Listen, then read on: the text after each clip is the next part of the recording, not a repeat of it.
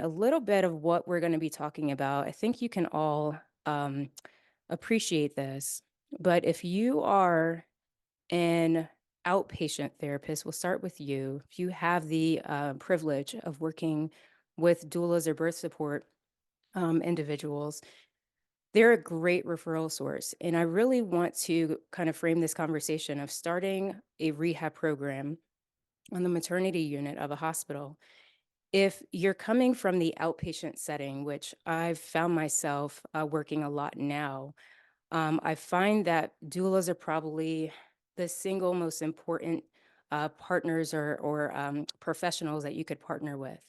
And so my story starts in 2020 when I started a new position to me. I was completely green in acute care. I had seen maybe a few patients here and there um, when I did rounds in the inpatient unit at Duke during my women's health residency. But after that, I was an outpatient therapist from 2016 to about 2019.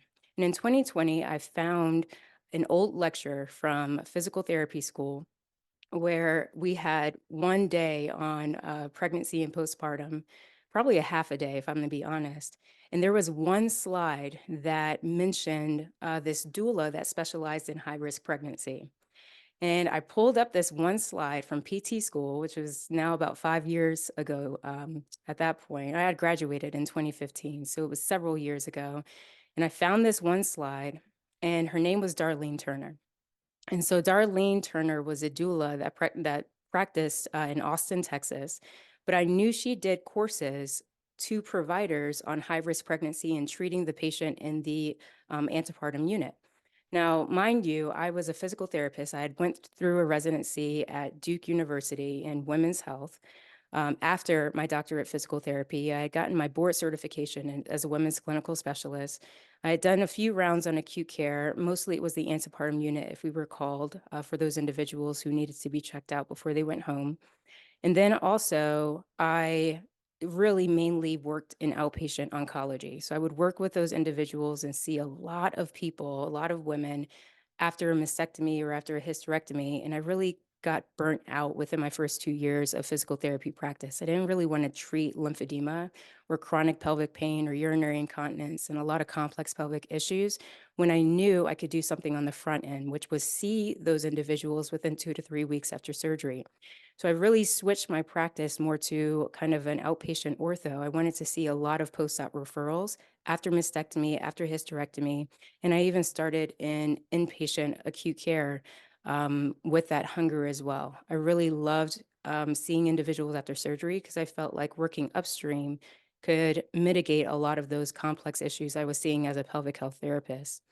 And so I met Darlene online. I found her number off her website. All of this is coming off of a PowerPoint from PT school. And I called her Darlene and I said, I just took this job in Houston, Texas as a inpatient women's health therapist. I have no idea what I'm doing. I never worked with people who were pregnant on a high risk pregnancy unit, and I never worked with anyone within 2 or 3 days after birth. Like, what do I do? And I paid her $125 an hour. It was a 750 course where we met over 6 weeks. We sat down 6 times for 1 hour, and she went over everything. It blew my mind. I never, even after all of that training, got so much of an in-depth look from a dualist perspective about the experience that people had being in the hospital during their high-risk pregnancy stay. She was giving me research that I just wasn't exposed to at that point. Research on the ineffectiveness about bed rest. There's nothing in the literature that supports having the recommendations that someone should be on bed rest to prevent a preterm labor. And yet, within weeks of taking kind of that one-on-one course with her, I was starting on a unit where I saw bed rest all the time, where I saw women who were afraid to do anything more than use the bedpan or even a bedside commode because they thought their baby would fall out. And so that all happened in the early parts of 2020 before the pandemic. And when the pandemic hit, this is where my story gets a little bit interesting and why I want to bring up the therapist that I think really kind of rounds out the experience for me. And so I'll bring up Dr. Bradford in a second, but I want you all to understand is that when COVID hit, births didn't stop. So I was suddenly faced with a team that was warm, open arms, welcoming physical therapy kind of on the team to really kind of start seeing more patients, whether it was antepartum, whether it was gynecological surgeries like hysterectomies, and even some postpartum. We were at that time seeing a lot of cesarean hysterectomies, and we went all in the other direction of you really don't need to work. We don't want you to stay home. If you need hours, you could do temperature checks for the staff coming into the hospital. But other than that, we're stopping the program. We don't really have work for you. And so I had to justify in the middle of the pandemic why our services were important. And that's really what I want to kind of start the conversation with you all today as to why, even in kind of the most extreme cases, why you can still justify your services as a rehab professional or even use your partners, and we'll talk about who those are, to bring your services to this population. Because I think for me starting in the pandemic and starting around COVID, I think I got to see a real clear picture as to why we needed to be on the team as providers, from helping people to walk for the first time after a major surgery or after being intubated, after severe blood loss, after having issues with just a kind of daily activity that we would really take for granted, taking a hot shower. Many people have heard me say this, but taking a hot shower when you've lost a lot of blood um, causes such an energy demand on your system to where you could actually strain uh, organ systems and processes from working and functioning. And so when you think about diagnoses like preeclampsia, you're really thinking of a diagnosis that's a journey. It's a journey to get there. There's so much strain that has to happen on the system, on the circulatory system, on the organs, to where it's really not just a one-time event. Preeclampsia is really a lot of smaller events that lead up to that. And so I was seeing individuals after a huge surgery, cesarean hysterectomy, C-section, trying to shower, and I knew that they would not be able to do that without actually sitting down or conserving their energy. But we didn't have an occupational therapist on the team. We didn't have anyone who could order DME. A lot of their insurances didn't cover that DME very early during their postpartum stay. And so I had a lot of barriers I had to navigate in the middle of the pandemic. So let's actually go through the vehicles that I usually will suggest that people start with when they're starting a program. And I like to really give you an idea of how important it is to think of your team as vehicles, especially if you're operating outside of the hospital system, which I am now. So, vehicles are kind of the way that you get your services into the hospital. The vehicles can be people. I started out my story with Darlene Turner, who is a doula. Yes, I had been all through the coursework that you can imagine, including lymphedema certification to get there, but I didn't really have a vehicle that got me into the hospital other than a job. I had a job posting and I was really lucky that I was able to actually get in before the pandemic. But otherwise, I would not have been able to offer my services on the maternity unit other than having that job, then other than having kind of the framework that Darlene Turner set for me. And she was a physician's assistant by background. We actually went through to the same hospital system. She practiced at Duke in North Carolina, and I did my residency at Duke. And we really connected on this idea that, well, if PT or OT isn't offered in the hospital, is there a vehicle or is there a person that could bring those services in? So I really got interested in Darlene being that vehicle for me to introduce me to this world of doulas that I really didn't work with before. I did not work with any doulas until I started seeing them more and more in the hospital and started to develop a network. And so your vehicle, if you are an outside provider, may be that you put your OT or your PT hat aside and you start to form relationships with doulas in your community.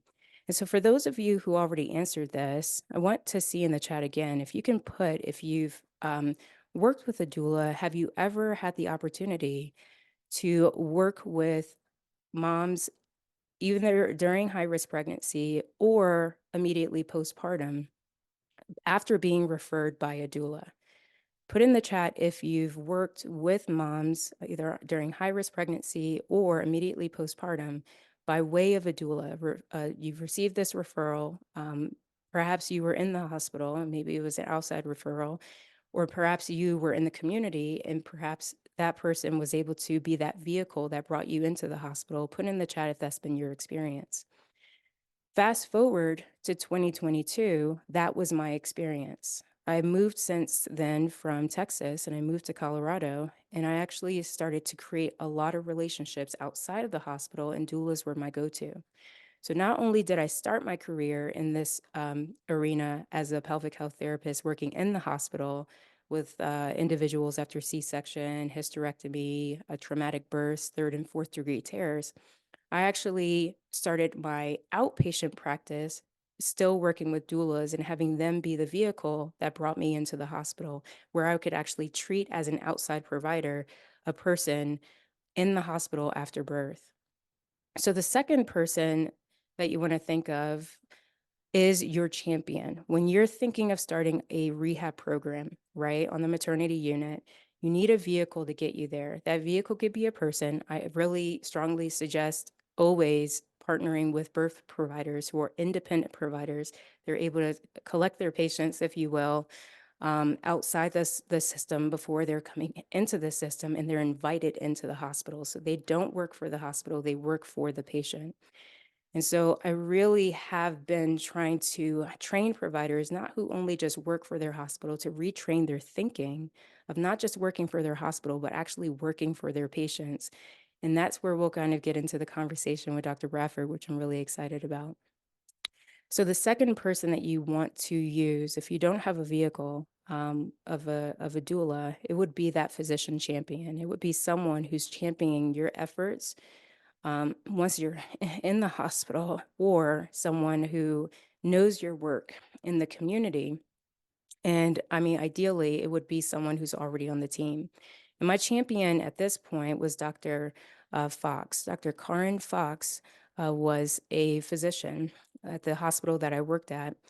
And I remember one conversation I had. I was kind of in a funk. I had treated my second patient of three. The third one hadn't arrived yet, but it was a second patient who was readmitted to the hospital after a cesarean section had opened and separated. And this individual, like the three women that I later did a presentation on, this individual had a primary C-section. It was their first surgery, no C-section, no birth before. So they had really no experience of healing after a major abdominal surgery. And I call Dr. Fox and I say, I'm really in a pickle. I do not have kind of the background of how major this surgery is. Do you think we can just talk about what I'm seeing? And she was absolutely like amazing to talk to over the phone. So I talked to her about what I was seeing, and I was seeing women who were upright, individuals who were upright in bed right when I walked in the room, which was the second or third day after surgery. And they were just folded right over their incision. A lot of them hadn't even looked at their incision. It was wet and moist. And I did a lot of just explaining how in the ortho world, we would never see someone after a knee replacement just resting over the pillow. When I said that, the conversation immediately changed. I didn't go at it, and this was in June by this point. So I was kind of also fighting to keep my position in the hospital and not do temperature checks for COVID. I was really trying to fight to see this patient population because I'd already been seeing people coming in to the hospital being readmitted after cesarean section infection, and also for COVID, and also for high risk pregnancy. But this was really kind of like the kicker, I would say, as to where I started to reach out for my other teams and where I started to develop this relationship with this physician champion. And so what I explained was, I really think what's going on is the incision is separating because of just the amount of weight and stress and fluid that's just in that area.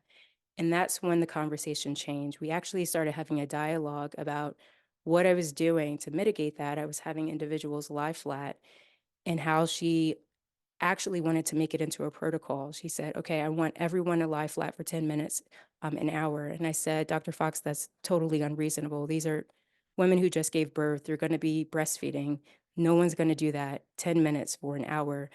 But if you see kind of the theme here is that we were working together to solve a problem that I identified after I had treated so many people, and a problem that she very much wanted to solve at being the surgeon, right? She didn't want complications on her surgery.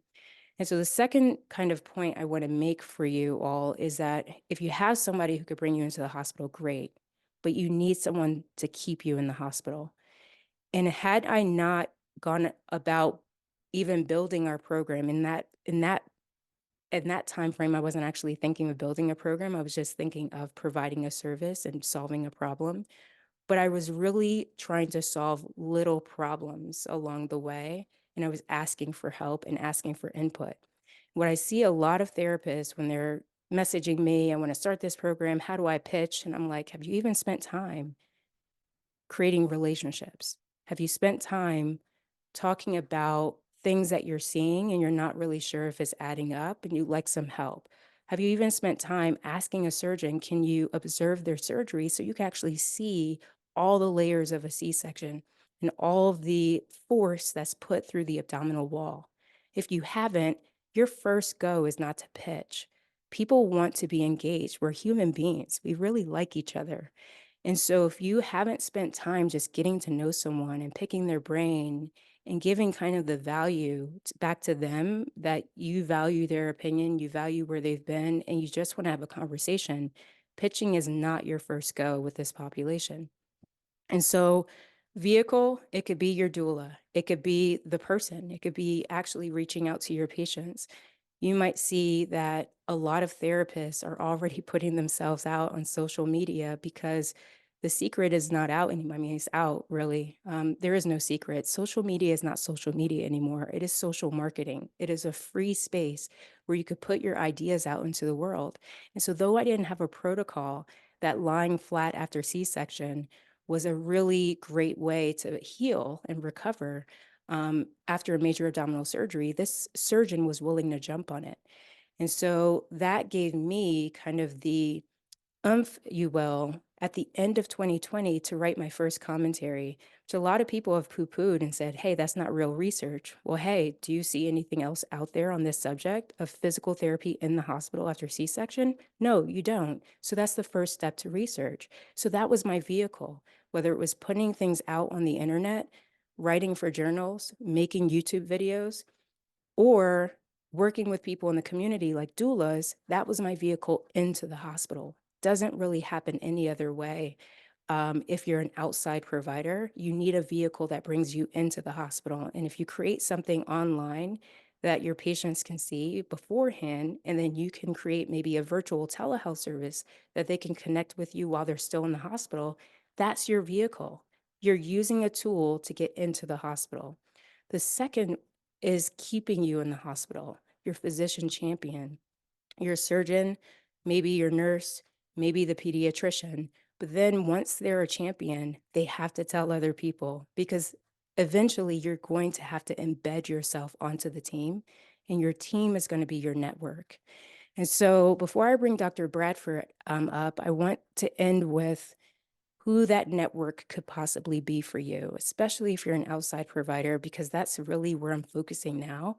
I spent the first 3 years of kind of this journey for me really focused on acute care therapists. And I love that there's so many of you here today who are working in the hospital who want to build either your program or expand your services to include more than just people after C-section. You want to include those after vaginal delivery who might have lost a lot of blood. You want to include someone who has tailbone pain or has pubic symphysis pain and can't walk. You want to include the individual who's having shoulder pain or neck pain. And is it from preeclampsia? Is it from positioning? You just want to make sure that those individuals are also taken care of before they go home. And so I spent a lot of time with you as an acute care therapist to build and start those programs. But now, how about those therapists that are in the community where their hospitals are not allowing rehab on the maternity unit. They're not supportive of these programs. They think that your services are pretty redundant. Nurses are doing them just fine. Patients are up and walking fine. You're really not needed. How about when you have those individuals who go home and now they have complications because they didn't receive the same support that they probably would have benefited from when they were in the hospital? And so that's where your network comes into play. If you're an outside provider, this is where you would start. You would start with a doula. You would start with a vehicle that's some way, somehow allowing you to have contact with that person while they're still pregnant. You would then have some type of champion, someone to keep you there, right? To advocate that, hey, I really notice what Marley is doing. She's an occupational therapist that works in a level one trauma center. And I really think that she would be a great asset to our team if she were to stay on and see this patient population. Or maybe Marley has a colleague out in the community who does telehealth services.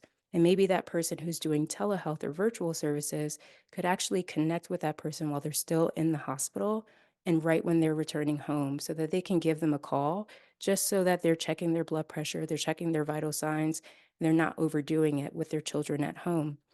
And so that's where a network comes into play. You'll need that in or outside the hospital. My network happened to be a pediatrician, lactation consultant, and several nurses that I really formed just a relationship with. Again, a lot of this starts with relationships. I was not coming in with these great grand ideas. I didn't have any. It was in the middle of COVID. I was watching and just observing what was maternity care like in the hospital. And boy, did I have wake up calls over and over and over again. However, I allowed these individuals, each of these individuals, pediatrician, IBCLC, as a lactation consultant and an obstetric nurse, to observe my practice in the room. This was really, really important. So even if you're an outside provider or whether you're an inside provider, if you have the option of having someone be in the room when you're treating, that's probably the best way to sell your services. You're essentially selling your services to the hospital, to the person, to the patient, and also to the team. And so if you have someone who can shadow you, pediatrician, it was easy. They were always evaluating the baby when I was with the mom. IBCLC, that was amazing and actually ended up being amazing for my outpatient practice. When I was getting the most referrals, it was from a lactation consultant, and that allowed me to see moms within the first 5 days of birth. So an IBCLC or a lactation consultant is going to be someone who, if that person had a C-section, is going to try to be creatively thinking of ways that they could actually help that person stay with their goals of breastfeeding. After a C-section, it's a little bit harder because of a lot more healing involved and energy that it takes to breastfeed. And so to work with them as an occupational therapist or a physical therapist, that was a game changer. And then, of course, OB nursing. Some of you have already messaged and responded to a call out that I had just a day ago about some of the challenges that you're experiencing with growing your program. And it's been with nursing. And not all nurses are the same. They're very, very different. The culture is very, very, very unique. They like to feel that they're competent. They have a very high expectation that they can manage their patients, their caseload. And keep in mind, they have two patients. They have the baby and they have the mom. And they have several couplets like that if you're dealing with this population more so on the postpartum side. And so anything that you say or do is a reflection of how they view your assessment of their performance, if that makes sense. So you're not doing their job, and you can only form a relationship over time to explain that and to show that. But you really have to seed in that you're there to help, and that relationship is going to take time.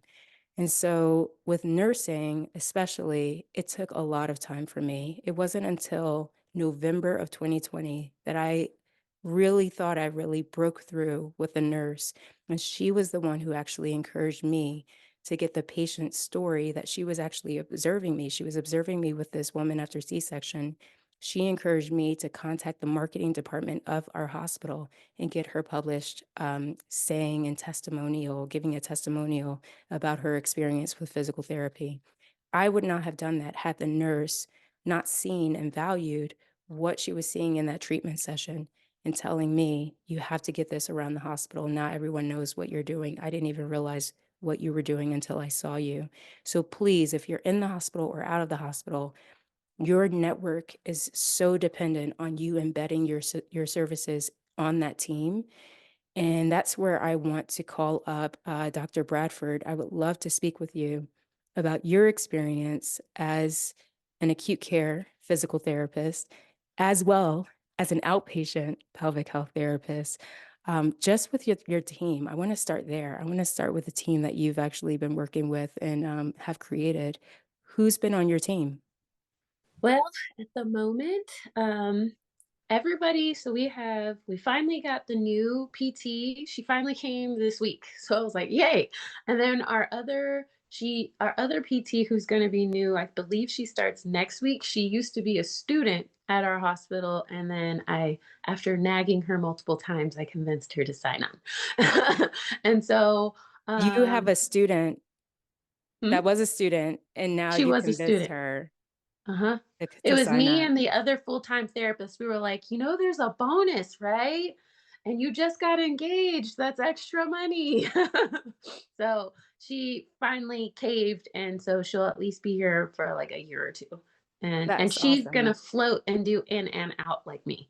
Because she wants to keep up with both skills. She doesn't want to lose her outpatient skills. All right, so So let's back up. When did you start your program?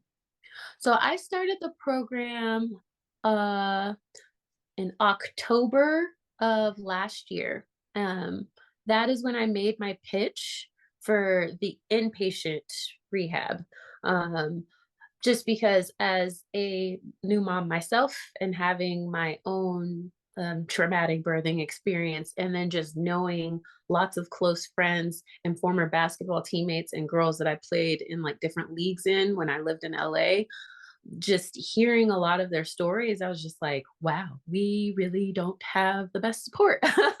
And I wanted to change that. So thankfully, I have a very, very open minded boss who was just like, yeah, sure, do whatever you want. She was like, who do you need? Who do you need to talk to? I'll give you all the connects. And so if it wasn't for my boss, who was just super open to everything, because she was the one who gave me the information to the labor and delivery director, she also gave me one of the head nurses, and then there was another person. Oh, the nurse practitioner who's upstairs gave me like their contact information so that I could actually start by just pitching the idea in one of their OB meetings that they have like every twice a month. Okay, so back up because that was a lot. So I know. you Sorry. okay, so you had a wonderful boss. Did Mhm. you know coming into that hospital that that's what you wanted to do, or were you working already general acute care? So I knew I wanted to do pelvic health um, since once I started this job. And whenever she interviewed me, I had asked her if they had a program just for outpatient. And she said that they didn't, and she would be open to having like starting one. And then so I was like, oh, cool. So what about inpatient? Are you open to that as well? She was like, whatever you want to do, just tell me issues. After I explained kind of like how I thought it would be beneficial, because I had saw you on YouTube and one of your interviews, and I was like, that's genius. We definitely need that in acute care. So I just literally verbatim just told her what it would be about, and she was open to both right from the get-go. And Right from the so get-go. and I didn't Okay. like I just started this job late June of 2022. And then in October was when I made my pitch, because I was like, okay, cool. These people see my face, they know who I am, they've at least seen how I work and like interact with patients. So I'm like, okay, cool. Okay, This is Keisha, I have, enough I have a few rapport. questions. You said late June, and then you made your pitch in October. What did you do? What did you do between June and October? I worked in acute care only. I was just in the inpatient. So I saw, ICU, PACU, PCU, med tele, just your general, like everybody. Mhm. Um, and then after, because I was a traveler, I had signed on as a traveler because I wasn't sure if I was going to like the job. And then once I was like, oh, I like this place, I don't mind signing on full time for Mhm. however long I'm here. And then that's when I was just like, so remember during my interview when I told you that I probably want to start a pelvic health program? And she was like, yeah. I was like, can we start it? And so then we literally just was like, she was like, okay, well, give me a date, tell me all the things you'll need for outpatient. We got to figure out a room. So she was more so focused on like the outpatient. And then I Uh-huh. was like, but don't forget about inpatient. I want to see moms right after they have their babies Now as this is well. unusual because this actually goes against with what I recently told someone. So did Yeah. you see anyone in inpatient before your pitch? Mm-mm. You I just had your honestly, birth experience. yep. And hearing other friends and like former teammates and hearing their experience, and even asking, because before I even made the pitch to my boss, I had even brought up the topic to like my coworkers. It was just like, I really feel like we should see these moms more often, like especially after surgery. And literally three of my coworkers have had C-sections, and two of the three had very traumatic birthing experiences, to where even to this day they still have some sort of pain, like pelvic floor dysfunction. And I'm just like, wait, what?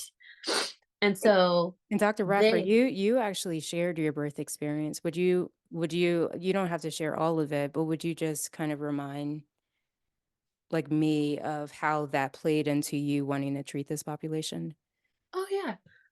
So let's see. I had my son in September of 2022. And then um I wanted a completely natural birth. I didn't want any kind of medication, nothing. Scare tactics were used to get me to say yes to Pitocin, even though I did not want anything.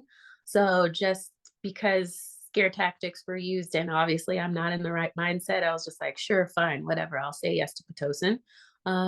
Ended up having the vaginal delivery, severe amount of pain, to the point where I was in so much pain, I was in sideline, and the nurse literally took my arm and forced me into supine, and then had my friend grab my hand so that I would stay in supine.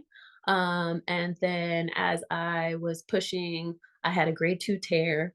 And then as he was stitching me, like he injected me with whatever numbing agent, but he didn't even wait. He just started stitching, and I felt everything. I felt like the first three.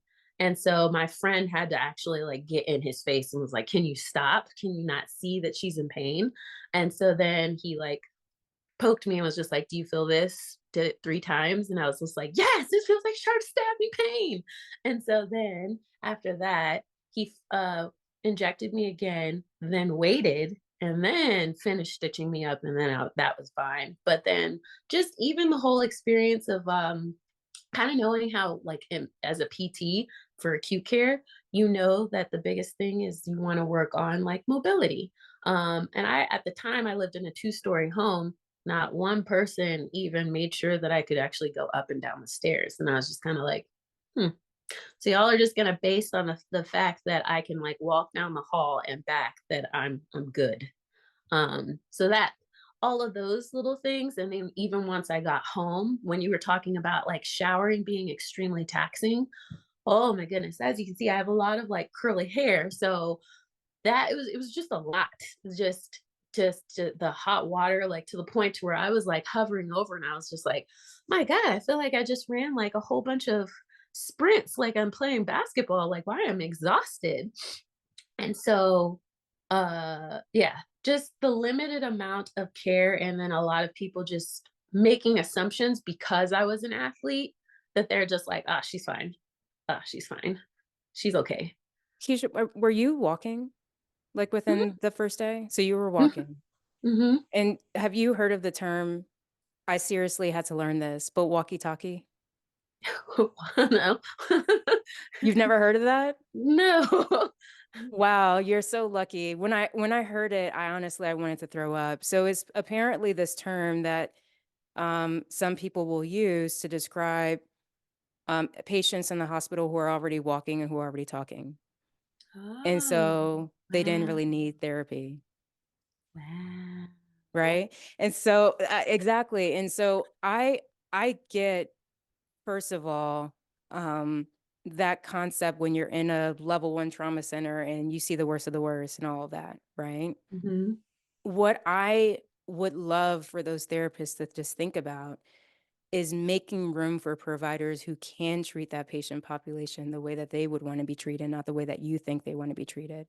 mhm, And so I was like obsessed with this after your story. I honestly, I had you tell me that again, just to share and just to reiterate that you pitched, but you didn't pitch cold. You pitched from your own experience. mhm. You pitched from your friend's experience. You're an athlete. You're a basketball player. I've heard you're actually pretty tall. I can't wait to meet you in person. But like just to like Yeah. because I've heard and I could just I have that sense. I also Whole have a short 6'1". person. So I'm like, yeah, you're 6'1", Yeah. right? And to have to hold your wrist down and have to go through that within a year of your birth, you were already preparing to pitch to physicians, to OBGYNs, which Mhm, to me, if I was having to face another OBGYN after that experience, I wouldn't be the same person. So you've been kind of an anomaly ever since I heard your story and then realized when I read your text, you got the program up and running within how long after that pitch? 2 days. 2 days. Yeah. For I had better my or for first worse. eval. Right? For better or for worse. So my question to you is now is here's the question I want to answer before I open it up to the audience because I want to bring up some people. For people who are encountering individuals like you already up and walking, and they're being told there is no way these people need your services. One is going to be redundant billing, because first of all, we don't need OT and PT, right, in the room, Yeah. right? And also, it's just also going to be just a waste of resources. We need you on other units where patients are not walking and not talking. Mhm. What is kind of the one thing that you would say would be to a therapist to say, here's how you would justify caring for someone like me after the experience that I had? I mean, to me, it's just like those other patients are most likely going home and only having to take care of themselves. But we can't forget that this woman also has to take care of a baby. So, yeah, she may be like high functioning, in air quotes, like being able to walk back and forth, but this doesn't even include any of the things that she's about to to undergo, especially if she's a new mom. Um, because breastfeeding was extremely taxing for me. Um, I was so tired that it was very difficult for me to even make food. But on top of that, me being like a natural like ectomorph, so very tall and slim, like I have to eat or I will just keep getting skinnier and skinnier. And so on top of that, knowing that with breastfeeding, I was always told by like other people who were breastfeeding, they were like, make sure you eat because if you don't, you're going to be really, really, really drained. So I would say to this population or to the people who are kind of, I guess, hesitant to have PT and OT, I would just say, okay, well, I see that you like walked with the person, but have you done any other tasks that would exert them to the point that they're going to be exerted once they go home? Like that would be the biggest thing because I also think that when you point out certain things to especially to the nurses. For instance, in one instance, I had one nurse, love him to death. He's actually a genius. He's literally on every floor because he's that good. Like he can be anywhere at any point at any time. And he was just like, well, that patient's up and walking. They're fine. And I'm just like, I was like, gently was just like, you do know that PTs and OTs do more than just take people for a walk. Like patients aren't pets. We're not just taking them for a walk. We're actually assessing their vitals with activity. We're actually determining what their endurance level is. We're actually seeing if they are functional and safe. Um, And we're checking back in with the patient to see how they feel. Do they feel confident? Because a lot of the times, there are some people, there are going to be lots of moms who probably are just going to say, yeah, I'm fine. I'm fine. I'm fine. Exactly. Which I had a patient who was just like, I'm good. I'm good. And I literally told the OT, I was like, she's lying to me. I want you to ask her how she's doing. She ended up Wait, you said breaking that to the down who? to the OT because I You was have an able to get, OT on your team now. hmm yeah, yes. We have a new travel OT, and the other OT who's also perm, she was hesitant to about it, but when I further explained where I was just like, Elizabeth, you worked in cancer with cancer patients. So I was like, you're all about energy conservation. You would be great with these moms. And so once I fully explained everything to her, she was like, oh, okay, this seems pretty good. Okay, Okay. Keisha, hold that thought. I want to bring Okay, up an holding. OT. I'm going to bring up the OT I've been talking about. If I can find her, Marley, if you could turn on your camera, I'm going to actually bring you up because I want you to talk to Marley the way that you talk to your OT, Keisha, right now. We're going to actually role play this now. People have told me in my courses, like, I hate being, in the role plays, but I think Marley, you're good to go. So Keisha, talk to Marley like she's the OT. Okay. So basically, you're needed. As an OT, we already know, I know what OTs do. Y'all are all about activities of daily living. As a mom, we now have new activities of daily living that we have to now try to time in and think about as far as like our think about what the things that we need to do. As a mom, you especially if you already have other children, usually we're already the person who's making the food for the family. So there's one activity that you will have less energy for. You're usually changing diapers, you're breastfeeding, you're up all the time. And if you are like me and slightly OCD when it comes to certain things, then there's cleaning. So it's also those tasks. These are all ADLs. Mom duties are ADLs. OTs are needed. There's also, I feel like OTs learn more about the mental health component than PTs do. And as a mom who has had postpartum depression, y'all are needed like big time. I feel like OTs are really good at breaking down tasks to where someone won't feel so overwhelmed. And that is definitely needed in this mom population.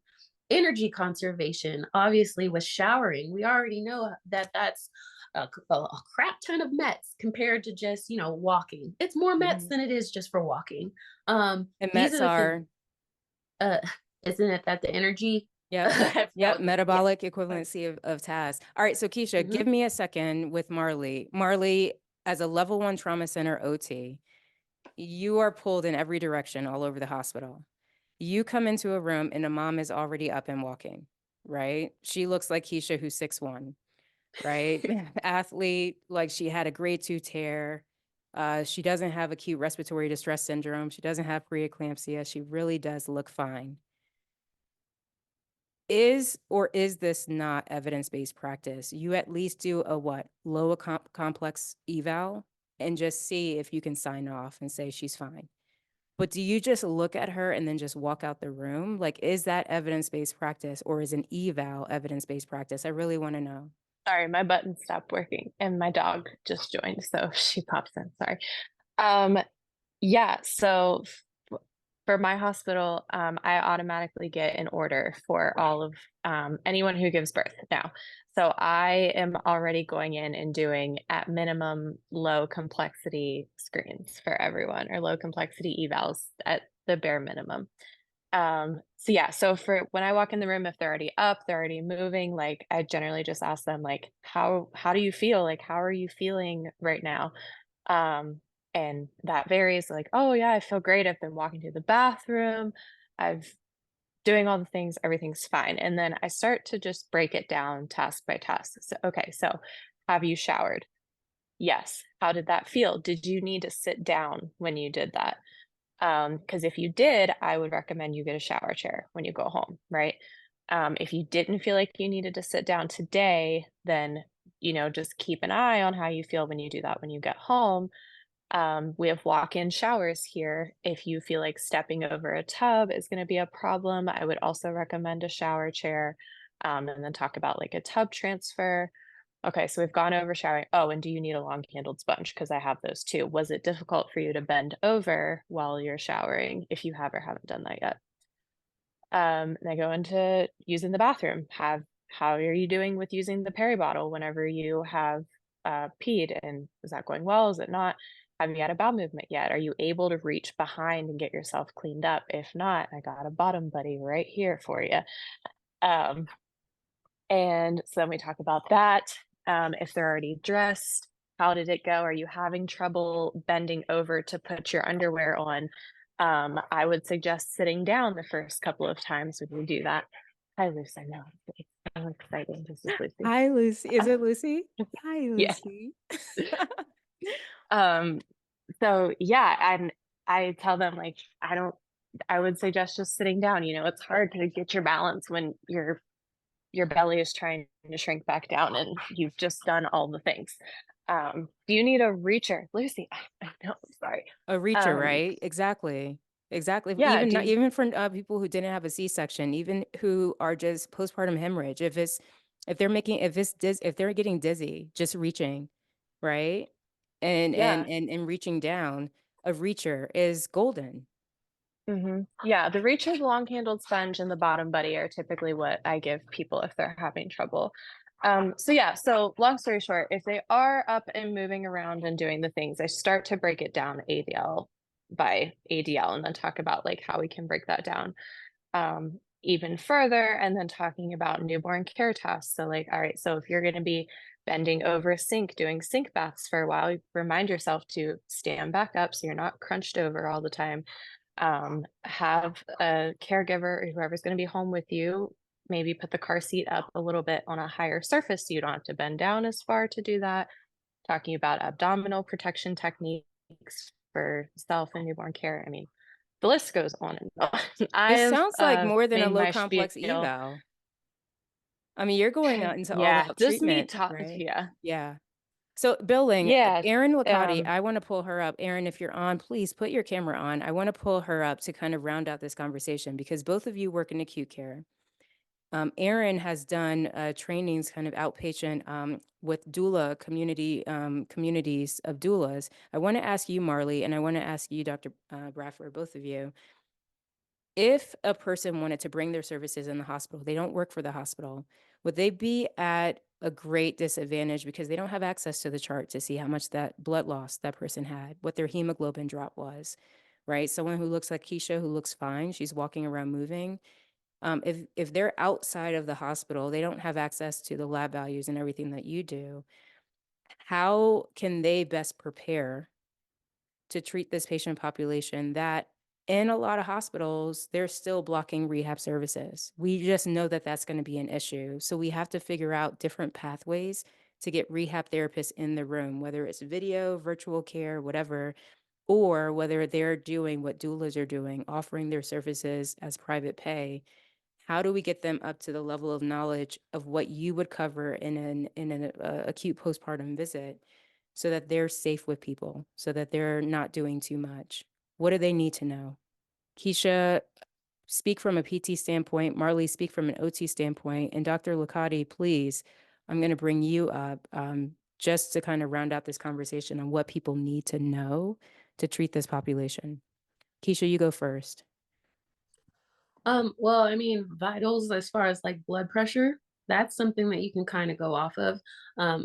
That in kind of to backtrack, I recently did like a spiel for PT and OT to a group of moms who were there for just a pregnancy, like one-on-one class, just to kind of like so that they were more aware of what can happen. And that nurse who runs it allowed me to at least kind of like let these patients know that, hey, when you deliver, if you are struggling or if you're not struggling, you can ask for PT and OT. And these are the things that we're going to do. And one of the things that even the RN didn't even know that PTs and OT do is that we, assess vitals with activity, because most of them just check the blood pressure when they're in supine. They're not checking it before and after activity. They're not checking how their oxygen like saturation is looking with walking or with stairs and all of these things. So these are things that even if we don't have access to like seeing the hemoglobin levels, we can at least access that and do that ourselves, because there will be a blood pressure machine somewhere around there. In the acute care setting, you can.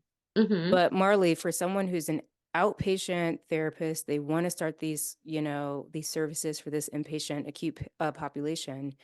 What do they need to know in terms of doing that? Yeah, for someone coming from outpatient, I honestly think the biggest thing that I like, just what I tell people in general, like the best thing that you can know is just how to protect your abdomen and learning about diaphragmatic breathing, how to take the pressure off of your belly, how to take the weight off of the areas that we are trying to heal. So when you think about those two components, how are we able to do our self-care and our newborn ADLs? So, and then given the activity restriction of at my hospital, they tell everyone vaginal or C-section, you have an 8 to 10 pound lifting restriction. So how for 6 weeks.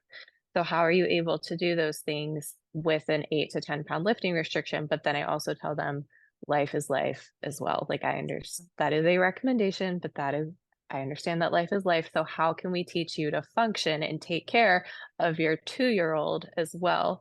So I think just thinking a little bit deeper about like the basic body mechanics, if you don't have access to lab values and what their vitals were in the hospital setting, and just having a general understanding of how the postpartum body functions differently than a non-pregnant and postpartum body. Perfect.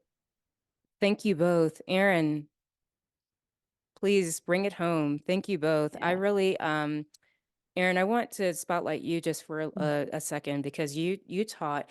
I was able to actually see all 4 hours last year when you taught, and I was just like, okay, I was blown away. Like, yes, this was a basic course for occupational physical therapists. I would even say this was a basic course for those individuals who don't have access to this population as an acute care therapist. And so you were talking to acute care OTs and PTs, but your course was actually that much more relevant for anyone treating this population acutely. There's a difference. It's a difference between an acute care therapist and someone treating this population acutely. And basic education that you would want someone to know who wants to start a program, either if they work outside the hospital like I do now, trying to get in, or they're in the hospital as a therapist, what would you cover? Perfect. What's your name, sir? I have somebody with me. So he really Yes, wants you starred on our last episode. Yes, he's very excited to be here.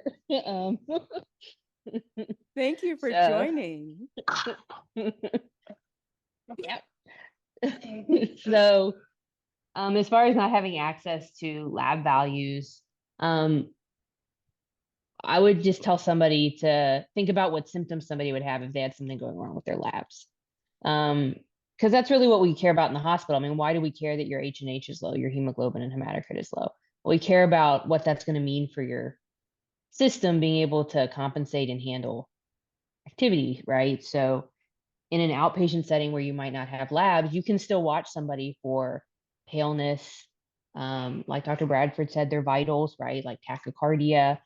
You can monitor them for shortness of breath, right? All the kind of symptoms that you can get with having your hemoglobin be really low. Or if you have preeclampsia and your liver labs are getting bad, well, there are symptoms that can go along with that, right? Like itching in your legs or changes in your urine. That those are things as an outpatient you can be monitoring for and asking about, even if you're never going to see a lab value. So I would encourage someone who's going to see people outside the hospital or even a PT in the hospital. Not everybody has all these labs done on them, right? Like you can watch for symptoms that indicate the labs are going in the wrong direction and let that inform your treatment approach. I also had a question for Marley. If I can ask her a question. Oh, absolutely. Marley, are you still with us? Yeah, is it the one you asked in the chat? I accidentally just replied privately back to Rebecca.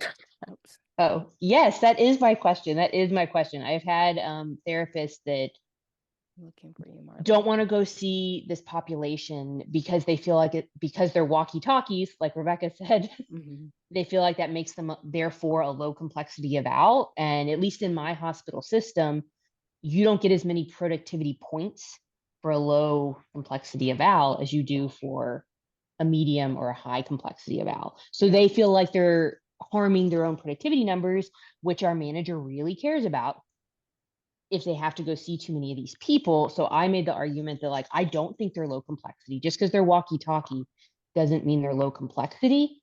But I'm a PT, so I don't know if how you decide the complexity levels is different for OTs versus PTs. Yeah, so I will just start off by saying that I think I am extremely lucky in the place that I work because I work for a nonprofit hospital. So honestly, like insurance and billing is not like a huge thing. Like it's not a huge hurdle for me. I'm very lucky in that aspect. And my productivity is based upon the number of patients that I see a day. So I work nine Oh, that's hours a nice. day. Yeah, so I work 9 hours a day, so my productivity is supposed to be I'm supposed to be seeing 10 patients a day. And they're not very strict about like if I mean honestly, if I spent 8 minutes with all 10 of them, they would not know and they know, but like Wow. they don't really care. Keisha, what are you? Are I'm not you OT? saying yeah. That's crazy, Marley. Right? 10 patients and you can see them for 8-minute evals. I Yeah. mean, I'm not saying it's a great system. I'm just saying I am it's very chill where I work. Should it be that way? Probably not. But so therefore, I can't say I have a lot of experience in like getting pushback from that. However, for when I bill, if they are just laying in bed or sitting in a chair and not moving at all, and all I'm doing is talking to them, my spiel is about like 10 minutes, then I bill it as low complexity. But if they do any sort of movement or ADL, in conjunction with the education that I'm providing with them, I usually bill it moderate So complexity. you don't build complexity on their like what their birth course was or what their comorbidities were. Like if they have gestational diabetes and they're also just sitting up and talking to you, or if they lost a significant amount of blood, it doesn't raise your complexity level of your eval.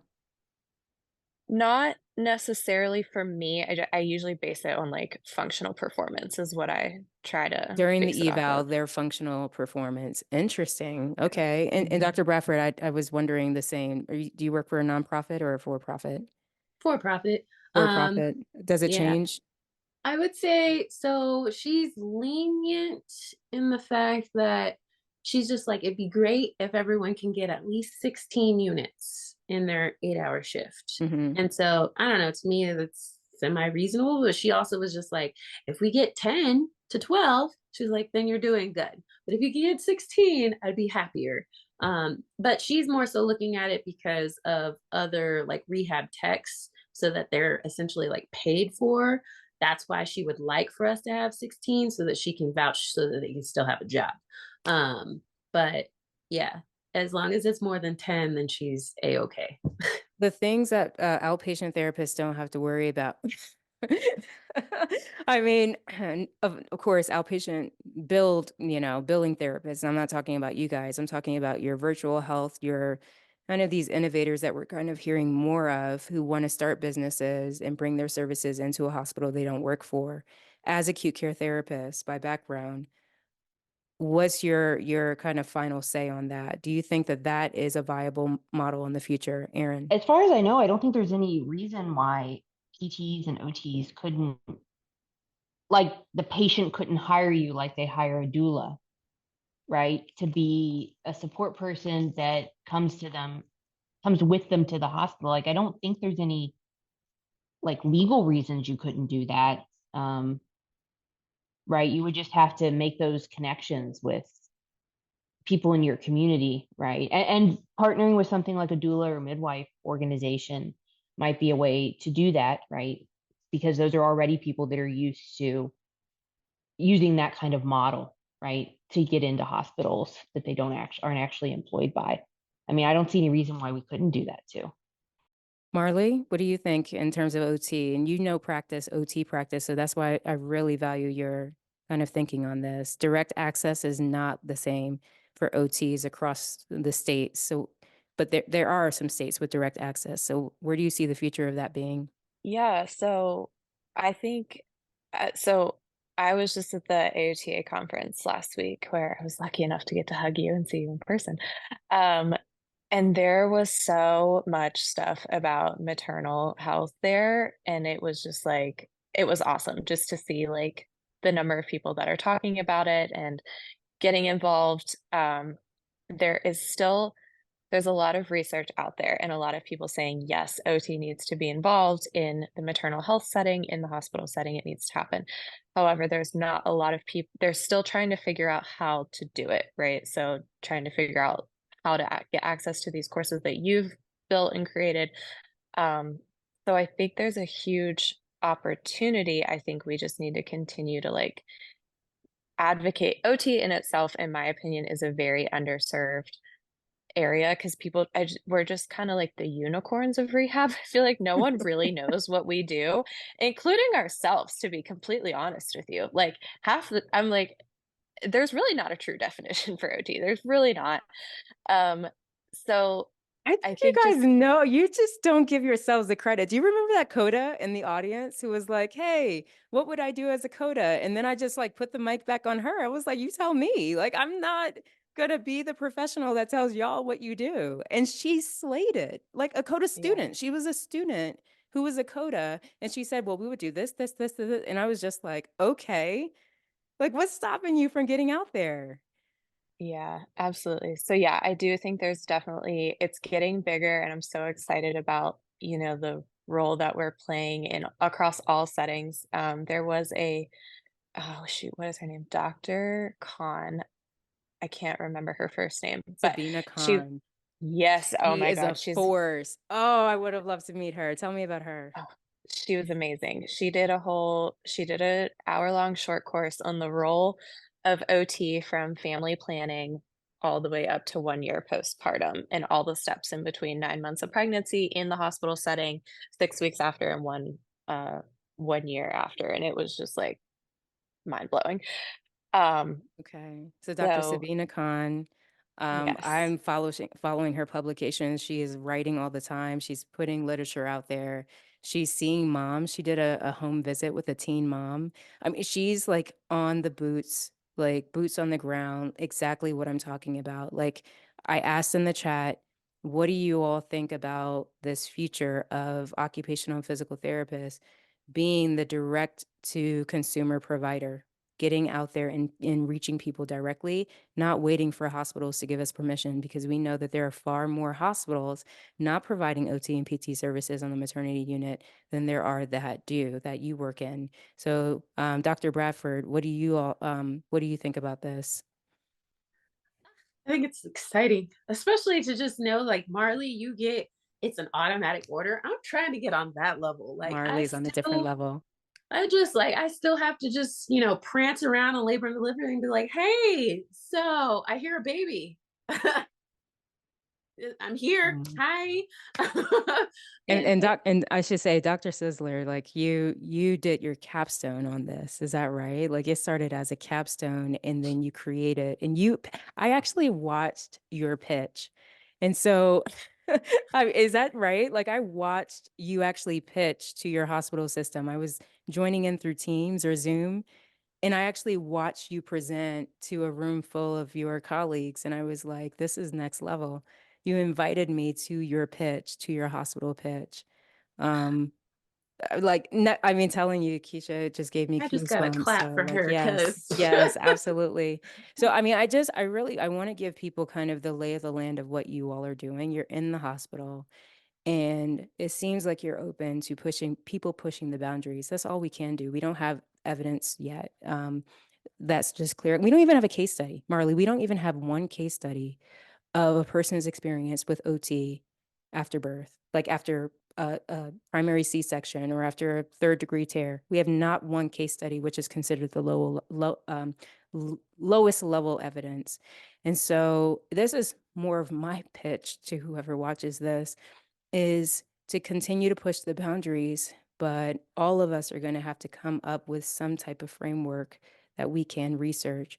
And so my final kind of pitch to the audience who's here is if you had a checklist, if you had something that was just cut and dry, here are the things that you would evaluate with anyone, someone after a C-section, after a perineal tear. Is that something that's going to be helpful for you? And I say this because Marley just actually put in something in our ERAD Facebook group, in our Enhanced Recovery After Delivery Facebook group, that I wanted to close out with tonight.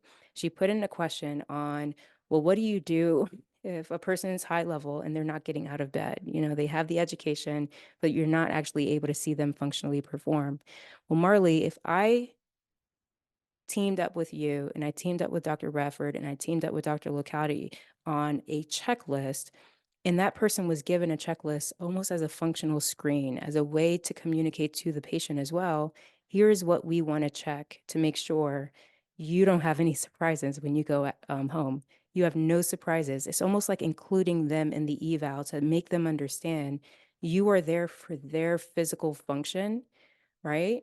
Their mental function, which is kind of underlying. You're not going to maybe say that because you don't want to kind of spook people, but if they just know this is a checklist, I want to see you do A, B, and C, do you think that would get the buy-in that you need? Yeah, I think if maybe I, like you said, like I have like even just like a physical handout of just like like an actual checklist of being like, your doctors want me to evaluate this and make sure you're doing okay. Because I do start, like I walk in the room, I say, hi, my name's Marley, I'm with OT. It's my job to get to know you, see how you're doing, moving around, taking care of yourself. And we'll get up and do some things and I'll give you some feedback and we'll see how everything feels and we'll talk about it along the way. And then if it starts with the education, sometimes by the end, they're like, oh, I'm really tired. I really don't feel like getting up, or I've been moving around and I feel okay. Um, but I think if I broke it down step by step, like, okay, we want to see how you get out of bed and we want to see how you are doing the things. I feel like that could be successful for, Dr. and Bradford, from thank a you. PT standpoint? I mean, I agree everything with what she said. I Yeah. mean, that was literally my pitch whenever I presented in the pregnancy like 101 class, was just like, this is what PT does, this is what OT does. We are here for you. And that's what I just kept reiterating. I was just like there, and I even just flat out said it. I was like, most people are going to be so cooped up and just focused on your baby. No, Mhm. your baby's cute, but I don't care about your baby. I care But about you're you. here for mom, Yeah, right? I was just like, I care for you. I care about you. I don't care about your baby. Awesome. I hope the baby's great, but I really just want you to feel like you are good. And especially again, just being in that space and knowing what it feels like as a first time mom and kind of feeling like lost initially. And then just almost like, it was almost like I had to like figure it out type of thing. Mhm. It just, I just wanted to reiterate, like, if anybody cares, I care. Like, I will be your support system. I know what it's like. I know what you're feeling. I know how you feel, and it's okay to feel that way. So Right. I don't know. I got good feedback from it. So we'll just see if, in the next like month when those babies pop out, if I actually see any of the ladies who were in that class. Awesome. Well, I'll follow up with you both. This has been great. Thank you so much for allowing me to pull you up. Definitely, Marley, this was unexpected, but I was really hoping that you'd be here tonight. And then Dr. Bradford, I mean, always, like, it's always a pleasure to see you. So thank you both, really. And so, Aaron, if you're still here, I'd like you to kind of just close out with anything that you are teaching in the next little bit. I know that you have a course that I would really like people just to know what they're going to be getting, and if also it could be potentially open to those therapists who don't work in the hospital, if they can actually be seeing people acutely with the information you teach. I have two classes coming up in the next few months. On April 20th, I'm teaching the introduction to acute postpartum PT and OT again, that I taught with Pelvic Health Network last year, and it did really well. And then I also added a new course through the Pelvic Health Network on seeing acute antepartum. So those are people who have high risk pregnancies with complications and are admitted to the hospital for some amount of time.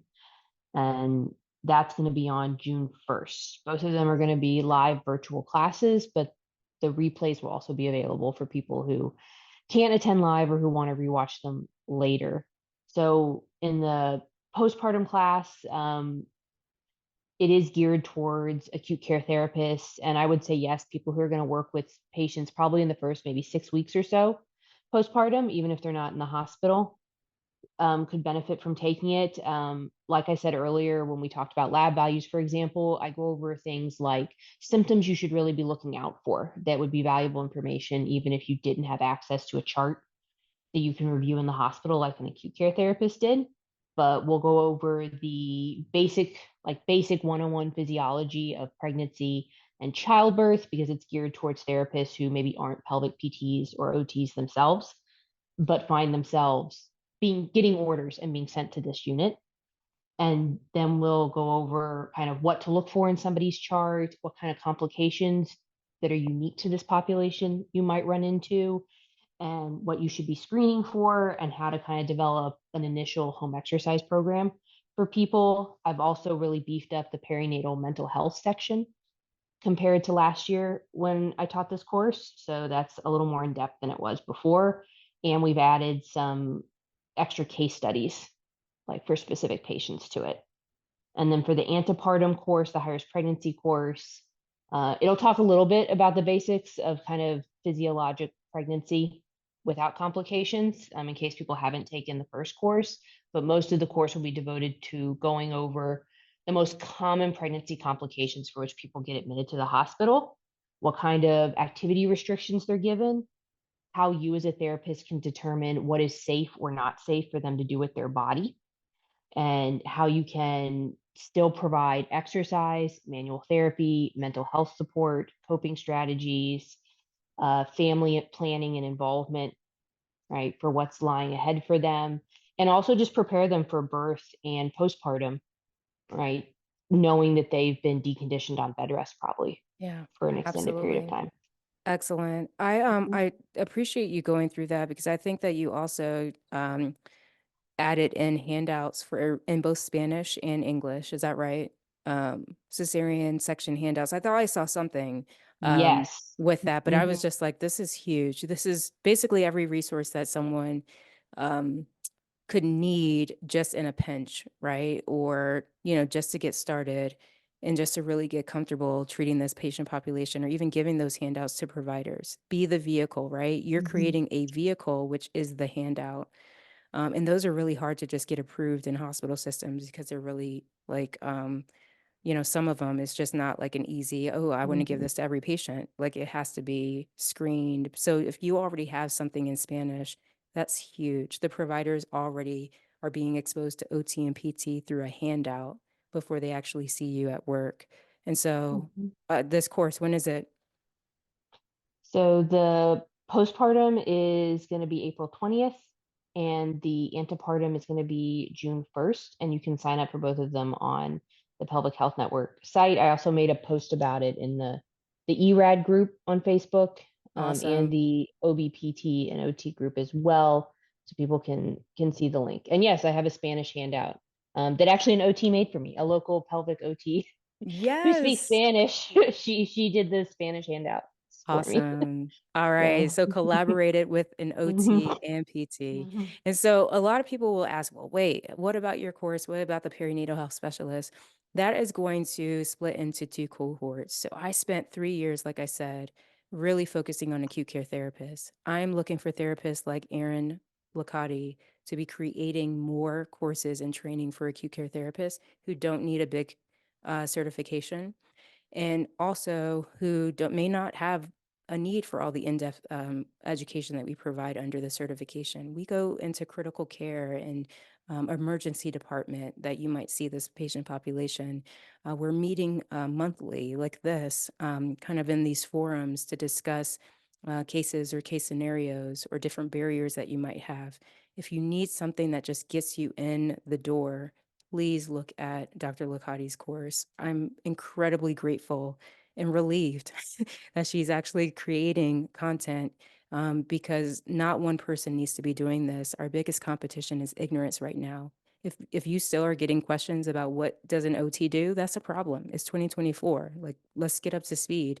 as to general OT practice and general PT practice, and then we can introduce all these specialty areas on the maternity unit. But we have to be at the table to have the conversation.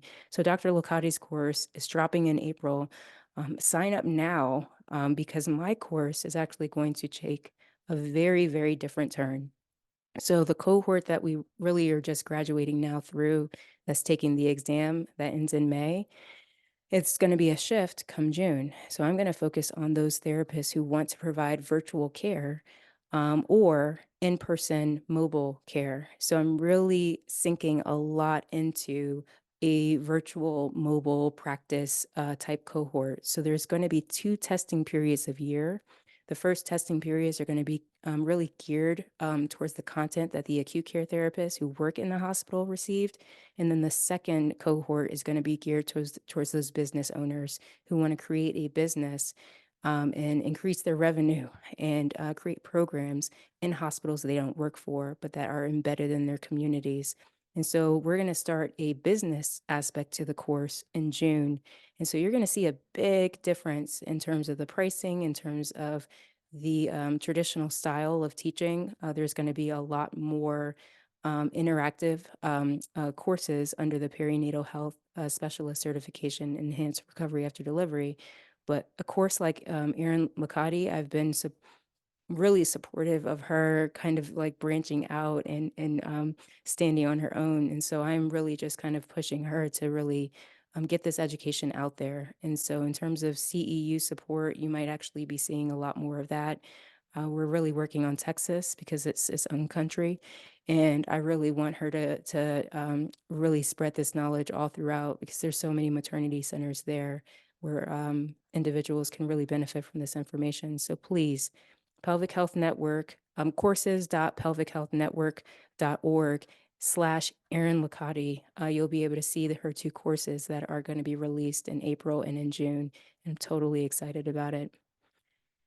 Erin, any last words on just the topic of the evening? What do people need to know to start a rehab program in the maternity hospital? I think really like that you're capable of doing it, right? I mean, any PT or OT is capable of really making a difference in these people's lives. Like whether you have pelvic training or not, you have knowledge that you probably take for granted every day that is just so far above what the average health literacy is for a lot of people in your community. And just sharing even a fraction of that with some of your patients could make a big difference, right? What you know about abdominal surgery with a C-section patient could be the difference between them like, feeling like they're going to die going up the stairs and them being able to actually manage that at home and in a way that saves them a lot of pain. Yeah, So it yeah, saves that's their what I would life. tell people is Yeah, that you totally have something to offer and you can totally do it. You just have to start. You just have yeah. to do the thing. Do the thing. Erin, thank you so much. I can't thank you enough. And absolutely, I will open it up to questions and thank you all for joining tonight and with us. I always like to stay on a little bit longer after this ends. So thank you all for your time.